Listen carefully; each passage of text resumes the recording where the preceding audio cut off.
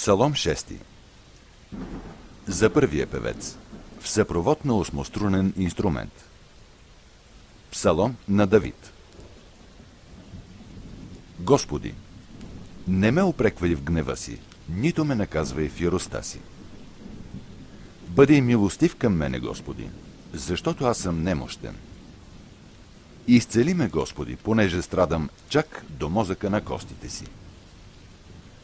Моята душа страда силно, а Ти, Господи, до кога ще се бавиш? Обърни се, Господи, избави ме. Спаси ме заради милостта си, защото сред мъртвите никой не ще те споменава, в преизподнята кой ще те прославя? Уморен съм от моите въздишки. Всяка нощ се обливам в сълзи в леглото си. Помръкнаха от скръп очите ми, състариха се поради всичките ми врагове. Махнете се от мене всички, които вършите беззаконие. Господ чу молбата ми. Господ приема молитвата ми.